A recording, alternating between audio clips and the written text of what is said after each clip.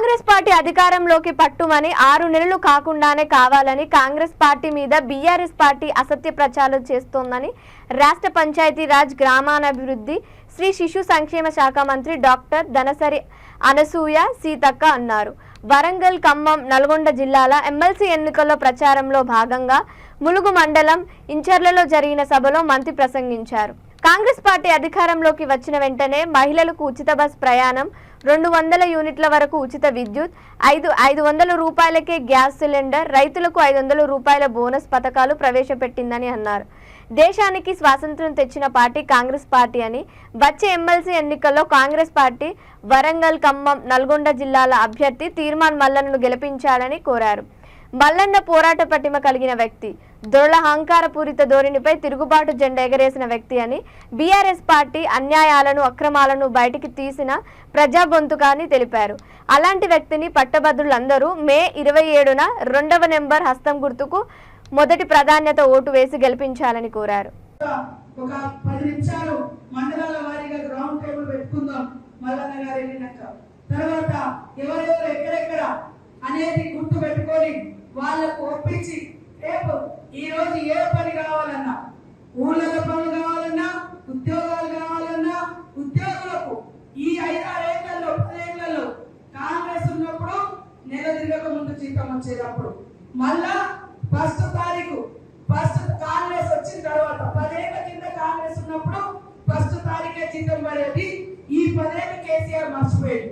మళ్ళా ఇన్నాళ్ళ కాంగ్రెస్ వచ్చిన తర్వాత మళ్ళా ఇప్పుడు ఫస్ట్ తారీఖు జీతాలు వేస్తున్నాం. మరి వచ్చి రాగానే 34,000 ఉద్యోగాలు, అంగన్వాడీలను కూడా ప్రమోట్ చేసినాం. ఇంకా 9,000 అంగన్వాడీ ఉద్యోగాలు ఉన్నాయి, అవి వస్తాయి. జాబ్ క్యాలెండర్ కూడా వస్తుంది. పిల్లలకు చెప్పండి, ఈ రోజు కాంగ్రెస్ ఇచ్చిన మాట ప్రకారం ప్రతిదీ కూడా అమలు చేస్తా అంటే బీఆర్ఎస్ నాయకులకు బెంబేలెత్తిపోయి నిద్ర పట్టక అధికారం పోయిందనేటువంటి అసహనంతో అవాకులు పేవాకులు పేలుస్తున్నారు. కొంతమంది మంగళమాదిగలు పెట్టుకొని, మరి కొంతమంది వాగుకాయలు పెట్టుకొని ఏముండదల్లా పుట్టిదే. మరి ఒక సబ్జెక్ట్ ఏముందా, లేక ఆయన లేక ఏమన్నా ఓ 10 మందికి సహాయం చేసిరా, సర్వీస్ చేసిరా, హెల్ప్ చేసిరా, ఏమీ లేదు. కుదరగొట్టడమే వాళ్ళ పని. అలాంటి వాళ్ళు ఖచ్చితంగా తప్పుడు మాటలు మాట్లాడేటోళ్ళు ప్రజల ఆగ్రహానికి గురిగాక తప్పదు. కాబట్టి ఇక్కడ నాయకులందరూ కూడా దయచేసి ఓటర్ లిస్టు తీసుకొని మరి మీ ఊర్లలో ఉన్నటువంటి ఓటర్లు ఎవరైతే ఉన్నారో వారందరితో ఈ రోజు నుంచే ఫోన్లలో మాట్లాడి తప్పకుండా వచ్చి వాళ్ళ బూత్ ఎక్కడుందో ఆ బూత్ ను కూడా మీకు ఇవ్వడం జరుగుతుంది. ఆ ప్రకారం మీరందరూ కూడా మరి రిక్వెస్ట్ చేసి దూర ప్రాంతాలలో ఉన్నారు. ఎందుకంటే ఉద్యోగాల కోసం పోయిన వాళ్ళు ఉన్నారు, చదువుకోవడం కోసం పోయిన వాళ్ళు ఉన్నారు, లేదా కోచింగ్ సెంటర్లలో పేరు పంపిరు.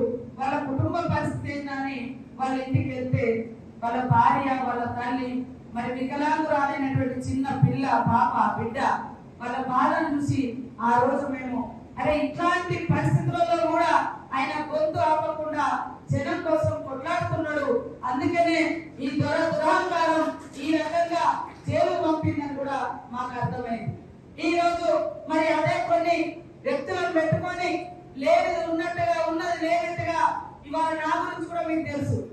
ఎలక్షన్ల ముందు మరి 10 సంవత్సరాలు టీఆర్ఎస్ ఇక్కడ దేశం రాష్ట్రంలో అధికారంలో ఉంది. మరి గత 5 ఏళ్ళు మన ఎమ్మెల్యే ఉన్నాం. ఏ రోజు కూడా మరి వాళ్ళే అధికారంలో ఉన్నారు కదా, ఎక్కడన్నా ఒక తప్పన్న మాట్లాడేలా చూపించగా నేను అడుగుతున్నా. ఎన్నికలు ఎప్పుడైతే మొదలైనాయో ఆ రోజు నుంచి సేమ్ ఈ రోజు ఎక్కడైతే దుష్ప్రచారం చేస్తున్నారో ఆ ఎలక్షన్లకు ముందు రోజు నుంచి మనం కరోనాలో పడ్డ